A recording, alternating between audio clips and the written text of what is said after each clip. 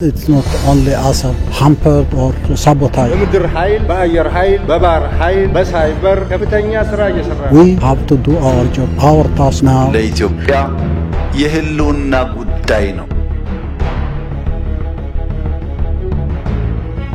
ካኖራችሁም እስካታፍኑንም ጠቅላይ ሚኒስትር አብይ ስለምን ወለፈንዲያ ያካሄድን መረጡ?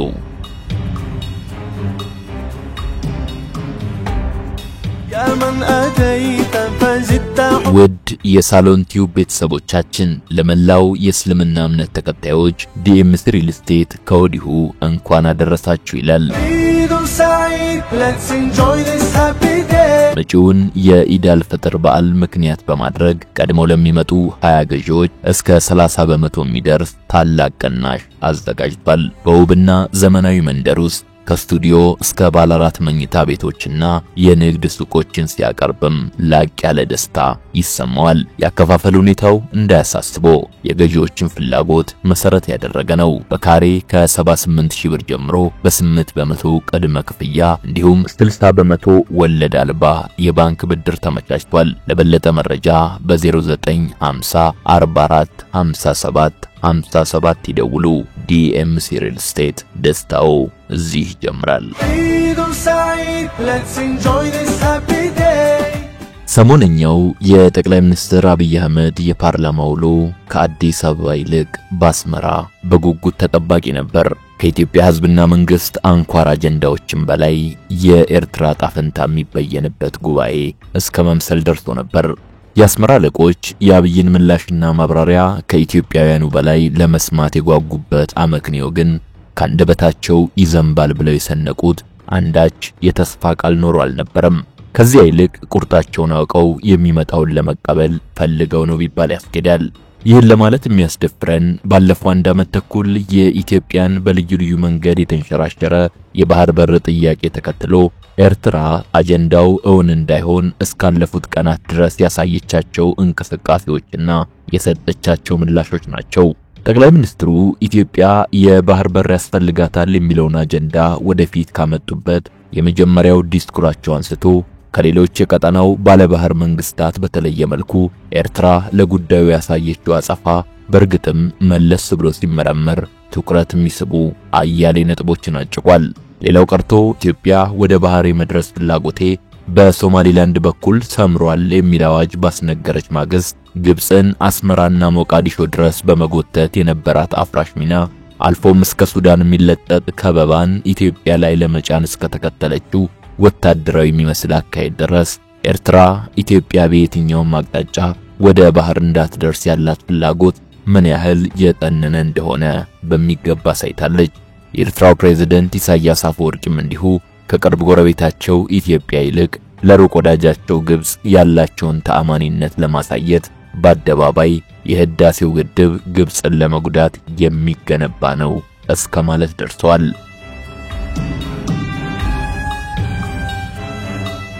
ኤርትራ በዚህ ልክ የኢትዮጵያን የሩቅ ባላንጣዎች አፍንጫዋ ድረስ ጎትታ በማምጣትና ብሔራዊ ሜጋ ፕሮጀክቷንም በይፋ በማክፋፋት ጭምር ላሳየችው ጠላትነት ግን በኢትዮጵያ መንግስት በኩል የተሰጣት አንድም የቁጣ ቃልና መግለጫ አይገኝም። እንዲያውም ኤርትራ እንደማንኛውም ሉዓላዊ ሀገር ከወደደችው መንግስት ጋር ትብብር የመፍጠር መብት አላት የሚለውና በበርካታ ኢትዮጵያውያን ልሂቃን ዘንድ አጥብቆ የተተቸው የፊልድ ማርሻል ብርሃኑ ጁላ ንግግር አየሩን ሞልቶት እንደነበር አይዘነጋም። ጥያቄው ኤርትራ ኢትዮጵያን በተመለከተ እነኚህን ሁሉ አካሄዶች ስትከተል በኢትዮጵያ በኩል ተመሳሳይ መንገድን ለመከተል ሳይፈለግ ለምን ቀረ የሚለው ላይ ነው። እርግጠኛ መሆን ባይቻልም አብይ ይህን መንገድ የተከተሉት ኤርትራ የመጨረሻ የምትለውን ካርታ እስክትመዝ ድረስ የማድረግ አቅሟ ተለጥጦ የት እንደሚደርስ በትዕግስት ለመመልከትና ለመገምገም ነበር ቢባል ያስኬዳል። ዳሩ ግን የባህር በር ጥያቄ በኢትዮጵያውያን ተዋስኦ ጠርሙስ ውስጥ ታምቆ የኖረ አጀንዳ ነውና አብይ ከፍተው ሲለቁት የመገናኛ ብዙሃኑን መድረክ ተቆጣጥሮ ከመክረም የሚያስቆመው ኃይል አልነበረም። ምን ያለበት እንዲሉ ኤርትራ ከ30 ዓመት በፊት በኢፍትሃዊነት ከኢትዮጵያ የነጠቀችው የአሰብ ወደብ ባለቤትነት ጥያቄ በስፋት መስተጋባቱን ተከትሎ ታዲያ አስመራ ቀንም ሌትም ከመባነን መናጠብ የማትችልበት እውነታ በግልጽ ሊፈጠር ቻለ። መንግስት በዚህ ሁሉ መሃል ግን በአንዳችም ይፋዊ መግለጫው ኤርትራን ከሌሎች የቀጠናው ባለባህር መንግስታት ነጥሎ የባህር በር ጥያቄ ሸክም ባንቺ ላይ ብቻ ወርዷል የሚል አረፍተ ነገር ሲጠቀም አልታየም። ሆኖም የኢትዮጵያ የባህር በር ጥያቄ በከባቢውም ይሁን በተቀረው የዓለም ማህበረሰብ ዘንድ ቅቡል እንዲሆን ጥረት ከማድረግ አለመቦዘኑን ማስተዋል ይቻላል። ለዚህ ሌላው ቀርቶ በቅርቡ በሩሲያ ባህር ኃይል ምክትል አዛዥ አድሚራል ቭላዲሚር ሮቢቭ የተመራ ልዑክ የኢትዮጵያ ባህር ኃይል የሚገነባቸውን የባህር ኃይል ተቋማት ጠቅላይ መምሪያውንና ቢሾፍቱ የሚገኘውን ማሰልጠኛ ማዕከል ከመጎብኘት ጀምሮ በቀጣይ የኢትዮጵያ ባህር ኃይል ጋር በሚኖሩ ትብብሮች ዙሪያ ምክክር ማድረጉ ከዚህም አልፎ ኢትዮጵያ የጀመረችውን የባህር ኃይል ግንባታ ለማጠናከርና በዓለም አቀፍ ውሃም ላይ የኢትዮጵያን ጥቅም ለማስከበር ዝግጁነቱን የበለጠ ለማጠናከር የሚያስችል ስምምነት መፈረሙ የሚናገረው ብዙ ነው። እንዲህ ያሉት የኢትዮጵያ መንግስት እንቅስቃሴዎች ግን እንደ ጅቡቲ፣ ሶማሊያና ሱዳን ካሉ ባህር ካላቸው የኢትዮጵያ ጎረቤት ሀገራት በተለየ ስጋትና ድንጋጤ ሲፈጥር የታየው በኤርትራውያኑ ዘንድ ነው። ይህ ስጋትና ድንጋጤ ደግሞ የኢትዮጵያ የትኩረት ነጥብ ሆድ ሲያውቅ ዶሮ ማታ የሆነባቸው ሻዕቢያዎች የአሰብ ወደብን ባህር ተሻግረው ለሳውዲ አረቢያ በልመና ተረከቡኝ እስከ ማለት አድርሷቸዋል። ሻዕቢያ ሳውዲ አሰብ ላይ የቢሊዮን ዶላር ኢንቨስትመንት እንድታከናውን ሪያድ ድረስ ሄዶ የተማጸነበት ፕሮፖዛል ግን ከኢትዮጵያ ፍላጎት ውጪ ተተግባሪ መሆን የሚችልበት እድል ያለው አይመስልም። ለዚህም ይመስላል ገና የፊርማው ቀለም ሳይደርቅ ባሉት ቀናት ውስጥ በሳውዲ ምክትል ውጭ ጉዳይ ሚኒስትር የተመራ ልዑክ ወደ ኢትዮጵያ የመጣው። ልዑኩ የኢፌድሪ የውጭ ጉዳይ መስሪያ ቤት ደጅን አንኳኩቶም በንግድ በግብርናና በኢነርጂ ልማት ዙሪያ ከኢትዮጵያ ጋር ለመስራት ፍላጎት እንዳለው አስታውቋል። ይሄ የሳውዲ ልዑክ የኢትዮጵያ ጉዞ በአንዳንድ ቀጣናዊ ጉዳዮች ጭምር ምክክር የማድረግን ዓላማ ደርቦ እንደተከሰተ ባይጠረጠርም በአፍሪካ ቀንድ ትልቅ የመልማትም የማልማትም አቅም ካላት ኢትዮጵያ ውጪ አሰብ ወደብ ላይ የቢሊዮን ዶላር ኢንቨስትመንት ማፍሰስ እርባና ቢስ መሆኑን ሳይረዳው ይቀራል ብሎ አለመገመት ግን ተላላነት ነው። ኤርትራም ከዚህ የሳውዲ ደርሶ መልስ በኋላ ነው እንግዲህ በውጭ ጉዳይ ሚኒስትሯ ኦስማን ሳሌ በኩል ከቀናት በፊት ለኢትዮጵያ ያላትን ስጋት በደንብ ያሳበቀ መግለጫዋን መሐል አስመራ ለሰበሰበቻቸው አምባሳደሮችና ዲፕሎማቶች የገለጠችው። ኤርትራ በዚህ መግለጫዋ ኢትዮጵያ በዲፕሎማሲ ወይም በወታደራዊ ኃይል የባህር መዳረሻና የባህር ኃይል ቤዝ ማግኘት የተሳሳተና ጊዜ ያለፈበት ምኞት ይዛለች ካለች በኋላ ይህም ለአስመራ ግራ አጋቢ ሆኗል በማለት ዓለም አቀፉ ማህበረሰብ ኢትዮጵያ የጎረቤቶቿን ሉዓላዊነትና የግዛት አንድነት እንድታከብር ግፊት ያደርጉ ዘንድ በይፋ ወደ ማሳሰብ ገብታለች። ኢትዮጵያ ለቀይ ባህር ስትል ኤርትራን የመውረር ፍላጎት የላት። ይህ ከሞላ ጎደል ኤርትራ ሞገዱ ላይ የምትለቀው የመጨረሻ ጥይቷ መሆኑን የተረዱ የሚመስሉት የኢትዮጵያው ጠቅላይ ሚኒስትርም ከሰሞኑን በህዝብ እንደራሴዎች ምክር ቤት ተሰይመው ከኤርትራ መንግስት ጋር ግጭት ይፈጠራል የሚሉ ስሞታዎች ይሰማሉ። ሆኖም ኢትዮጵያ ለቀይ ባህር ስትል ኤርትራን የመውረር ፍላጎት የላትም በማለት መርዶ በመጠባበቅ ላይ ለነበሩት የአስመራ ጆሮዎች አወዛጋቢ ምላሽን ወርውረዋል። በእርግጥም ይህ የጠቅላይ ሚኒስትሩ ምላሽ ኦስማን ሳሌ ከቀናት በፊት መቀመጫቸውን በሀገሪቱ ላደረጉ አምባሳደሮች፣ ለዲፕሎማቲክ ኮርፕስ አባላትና ለተባበሩት መንግስታት ድርጅት ተቋማት አመራሮች በአስመራ ማብራሪያ በሰጡበት ወቅት ኢትዮጵያ ላይ ጦርነት ለመክፈት እየተዘጋጀን እንደሆነ የሚገልጽ ሐሰተኛ ክስ እየቀረበብን ነው ከሚለው ማስተባበያቸው አንጻር ከታየ ውሃ ቅዳ ውሃ መልስ ሊመስል ይችላል። ሆኖም ጠቅላይ ሚኒስትር አብይ ኢትዮጵያ ያላት ፍላጎት ሰጥቶ መቀበል ባለበት መነጋገር ነው፣ በገበያና ህዝቦችን በሚጠቅም መርህ ይህንን ችግር እልባትና በጅለት እንጂ እንዋጋላልንም የሚለው የንግግራቸው ማለስለሻ የጦርነት አታሞ ሊደለቅ አንድ ሐሙስ ቀርቶታል ለሚለው የዓለም መገናኛ ብዙሃን ሀተታና ትንታኔ ማርከሻ ይሆን ዘንድ የሰጡት ማዘናጊያ ሊሆን እንደሚችል የሚያስጠረጥር ምላሽን ቀጠል አድርገው ሲያነሱ እናገኛቸዋለን። የንግግራቸውም አሰብ ስትጠብቁኝ አካለ ጉዛይ ልገኝ ይችላልው የሚል የውስጠ ዘመልእክትን ለማሻገር የወደዱበት ይመስላል። በተለይም የኤርትራ ውጭ ጉዳይ ሚኒስትር በሰሞኑ ማብራሪያቸው የኤርትራ መከላከያ ሰራዊት በትግራይ ለ2 ዓመት የዘለቀው ጦርነት በጥቅምት 2015 ማብቃቱን ተከትሎ በዓለም አቀፍ ደረጃ ዕውቅና ወዳለው የኤርትራ ድንበሮች መልሶ ተሰማርቷል። ሰራዊቱ አሁንም በኢትዮጵያ ግዛት ውስጥ እንዳለ የሚናገር ወይም የሚያመለክት ማንኛውም አካል ይህን የሚያደርገው ለኢትዮጵያ ውስጣዊ ችግሮች ኤርትራን ማምለጫ ለማድረግ ነው ማለታቸው ኤርትራ ከህወሓት አንድ ክፋይ ጋር በመጣመር ጦርነት ውስጥ ልትገባ ትችላለች የሚለውን የከረረ መላምት ዋቢ ያደረገ በሚመስል መልኩ አብይ አህመድ ኢትዮጵያ ማንም ሀገር ላይ ወረራ የመፈጸም ፍላጎት የላትም፣ ዳሩ ግን ምንም አይነት ትንኮሳ ከተፈጸመባት የምትሰጠው ምላሽ ከባድ ይሆናል ማለታቸው የጦርነቱ ነገር የተዳፈነ እንጂ የቀረ ለመሆኑን ለማመናቸው አስረጅ ይሆናል። ባናቱም ማንም ደፍሮ ሊሞክረን አይችልም፣ በቂ ዝግጅትም አለን፣ የምንዘጋጀው ግን ውጊያ ለማስቀረት ነው የሚለው ተጨማሪ ማብራሪያቸው የመንግስት ጦር በአማራና ኦሮሚያ ክልሎች ውጥረት ላይ ነው በሚል አንዳች ስሌት እምረት ፈጥረው ውጊያ ለመጀመር የሚሹ ኃይሎች ካሉ ያስቡበት ማለታቸው በቀጥታ ለአስመራዎቹ ጎበዛዝት ያሻገሩት ማስጠንቀቂያ ከመሆን የሚዘል ትርጉም አይገኝለትም።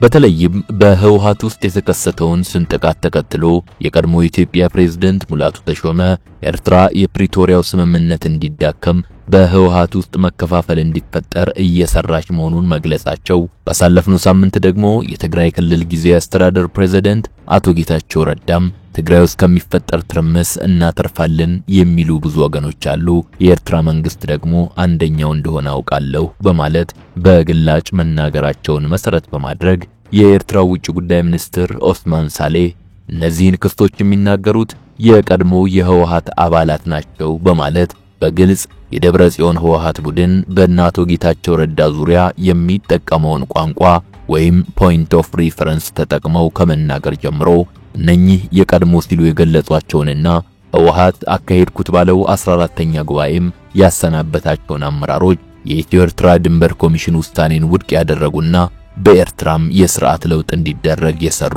ግን ደግሞ ያልተሳካላቸው በማለት ጎራቸውን ጦር ሊሰብቅ እያስፈራራ ነው ወዳሉት ማዕከላዊ መንግስቱ ማድረጋቸው በሻዕቢያና ህወሓት መካከል አለ ተብሎ ስለሚታማው ተራክቦ ትልቅ ፍንጭ የሚሰጥ ነው። የፕሪቶሪያ ስምምነት መፈረም ህወሓት በመጀመሪያው ዙር ጦርነት አጋርነት ፈጥረው ያጠቁት 3 ዋና ዋና ኃይሎች እንዲለያዩ ወይም እንዲበታተኑ ምክንያት የሆነ ነው። እነኚህ 3 ኃይሎች የፌዴራል መንግስቱ፣ የኤርትራ መንግስትና የአማራ ኃይሎች ሊባሉ ይችላሉ። የእነኚህ ኃይሎች ከፕሪቶሪያ ፊርማ ማግስት ኩርፊያና ግጭት ውስጥ መግባት ለህወሓት ትልቅ የእፎይታ ጊዜን ሰጥቶታል ቢባል ስህተት አይሆንም። ከዚህም ባሻገር ባለፉት የእፎይታ ጊዜያት ህወሓት በዲፕሎማሲ በኢትዮጵያ ፖለቲካ አልፎ ተርፎም በማህበራዊ ሚሆን በሳተላይት ሚዲያው በኩል መሪ አጀንዳ ከመሆን ፈቅ አለ ማለቱንና የዜናና የፖለቲካ ትንታኔ አድማሱንም ተቆጣጥሮ መቆየቱ ተራ አጋጣሚ ሊሆን አይችልም። በተለይም መንግስት የትግራይ ጦርነት ጋብ ብሎ ቀድሞ አጋሩ ከነበረው የአማራ ኃይል ጋር ግጭት ውስጥ የገባበት ሁኔታ ወደ ህወሓት ይወረወር የነበረው የፕሮፓጋንዳ አረር ቆሞ ቀላል የማይባል ኃይል ህወሓትን እንደ ታክቲካዊ ወዳጅ እንዲመለከት በማህበራዊ ሚዲያ ክንፉ በኩል የማይናቅ ስራ ተሰርቷል ብሎ ማስቀመጥም ይቻላል። ይህ ማለት ህወሓት በትጥቅ ትግልና በመንግስት ስርዓት ያካበተውን ልምድ በመጠቀም ከፕሪቶሪያ ስምምነት በኋላ በኢትዮጵያ አዲስ የፖለቲካ ኃይል አስተላለፍ እንዲፈጠር ስውር ተጽዕኖ ማሳደር ችሏል እንደማለት ነው። ከፕሪቶሪያ ስምምነት ወዲህ መንግስት የክልል ልዩ ኃይሎችን በማፍረስ ውሳኔው ሳቢያ በአማራ ክልል የአስቸኳይ ጊዜ አዋጅ አውጆ ዛሬም ድረስ ያልተቋጨ ግጭት ውስጥ እንዲገባ አድርጎታል።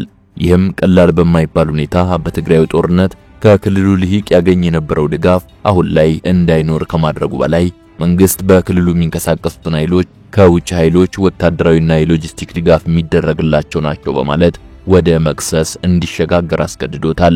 በተያያዘም እንዲሁ በክልሉ ለዓመታት ይቀነቀን ከነበረው የማንነትና ወሰን ይገባኛል ጥያቄ ጋር ተያይዞ መንግስት አወዛጋቢ የሚባሉትን ግዛቶች ለፖለቲካ መጫወቻ ካርድ አውሏቸዋል የሚለው ድምጽ ጎላ ብሎ በመሰማቱ በመንግስትና በተቀረው የክልሉ ልሂቅ ዘንድ ሌላ ያለመተማመን ስሜቶች ተፈጥረዋል። በኤርትራ በኩልም እንዲሁ ከባህር በር ጥያቄ ጋር ተያይዞ የተነሳው አጀንዳ ጠላትነቱን በእጅጉ አክርሮት አሁን ላይ በዓለም መገናኛ ብዙሃን ሳይቀር የምስራቅ አፍሪካ ሌላ ደም አፋሳሽ ጦርነት እንዳይፈነዳ ማሳሰቢያዎች መጉረፍ መጀመራቸው በመንግስት ዘንድ ቀድሞ የነበሩት አጋር ኃይሎች መጠናነሳቸውን አመላካች ነው። ከወራት በፊት የግብጽ አስመራ መክተምን ተከትሎ ካይሮ በሻዕቢያና ህወሓት መካከል እርቅ እንዲወርድ ሐሳብ አቀረበች ከሚለው ዜና አንስቶ በአንዳንድ የሁለቱ ቡድን አመራሮች ዘንድ ከሀገር ውጭ እየተደረጉ ነው እስከሚባሉ ሌሎች ሚስጥራዊ ንግግሮች ድረስ በበዛ የሴራ ትንታኔ የተሞላው የሻዕቢያና ህወሓት ተራክቦ ታዲያ ከሳምንታት በፊት አፍሪካ ኢንተለጀንስ በተባለ ተነባቢ ድረገጽ ላይ በወጣ መረጃ በእርግጥም አንጋፋዎቹ ሁለቱ የምስራቅ አፍሪካ የፖለቲካ ቡድኖች አንዳች ነገር ለመከወን እየዶለቱ መሆናቸው እውነት ወደ መሆን ቀርቧል። ይህም በኤርትራና ኢትዮጵያ በኩል ሊፈነዳ ይችላል ተብሎ የተሰጋውን ጦርነት ተከትሎ የውጊያ ሜዳ እንዳይሆን በተፈራው የትግራይ መሬት ላይ የህወሓት ሚና ምን ይሆናል የሚለውን ጥያቄ ከመቼውም በላይ አሳሳቢ አድርጎታል። ክፉን ያርቀውና እንደተገመተው በአስመራና አዲስ አበባ መሃል የሚለኮስ አንዳች ጦርነት የሚኖር ከሆነ በእርግጥስ የመቀሌዎቹ ባለሚናዎች ከሻዕቢያ ጋር የሚሰለፉበት ስትራቴጂያዊ የሚሆን ታክቲካዊ ድል ይኖራል ወይ የሚለውን ጥያቄ አንስቶ መልስ መፈለግ መሰረታዊ አጀንዳ እየሆነ መጥቷል። የኢትዮጵያ መንግስት ከሁለት ዓመት በፊት የነበረው ፖለቲካ ሙሉ በሙሉ በሚባል ደረጃ ተቀይሮ አሁን ከሶስት ኃይሎች ጋር በተፋጠጠበት ሁኔታ ህወሓት ራሱን ወደፊት ከስቷል እንደማለት ይሆናል። በትግራይ ከነበረው ደም አፋሳሽ ጦርነት በኋላ ሻዕቢያና ህወሓት አብረው መስራት ጀምረዋል የሚለው ዜና ለብዙዎች የማይዋጥ ነበር። ዳሩ ግን በዘላቂ የፖለቲካ ትልምና ፍላጎት ውስጥ ወዳጅነትና ባላንጣነት የሚሉት ቃላት ትርጉም የሚኖራቸው ፖለቲካውን በሚዘውረው ኃይል ንድፈ ሐሳባዊ ትንተና ላይ ተመስርቶ ነው። በዚህ ምክንያት ሻዕቢያና ህወሓት የኢትዮጵያንም ሆነ የኤርትራን ፖለቲካ በአዲስ መንገድ በመበየን ረገድ ከነበራቸው ድርሻ አንስቶ ዛሬም ድረስ አንጋፋ በሚባሉት የህወሓት መሪዎች ዘንድ የኤርትራ ሉዓላዊነትና የቅኝ ግዛት ተረክ የማይጣስ ቀይ መስመር ሆኖ እስከመቀጠሉ ድረስ የሁለቱ ኃይሎች ጥምረት በውስጡ ያጨቃቸው አላባውያን ከአንዳች ታክቲካዊ የጠላት እሳቤ የተሻገረ ግዙፍ የጋራ ግብ ይኖረው ይሆን ወይ የሚለውን ያደረ ጥያቄ ለማንሳት እስከ ማስገደድ የሚያደርስ ነው። በተለይም አቧራ ለብሶ የቆየው የትግራይ ትግሪኝ ፕሮጀክት የምስራቅ አፍሪካን ጂኦግራፊያዊ ቅርጽ እንደ አዲስ በመቀየር ረገድ የሚኖረው ትርጉም በህወሓትና ሻዕቢያ አመራሮች ዘንድ ዛሬም ከልብ የሚታመንበት ከሆነ የከባቢው ላማለኝ በሰማይ የሚመስለው የሰላም ሁኔታ የመጪዎቹም ዘመናት እውነታ ሆኖ እንዳይቀጥል ያሰጋል። አሁን ላይ በትግራይ የኃይል አስተላለፉ የፈጠረው የውስጥ ሽኩቻ ለይቶለት ወታደራዊ ክንፉ አንደኛውን የህወሓት ክፋይ አሸናፊ በሚያደርገው ቁመና ላይ የተሰየመ ይመስላል።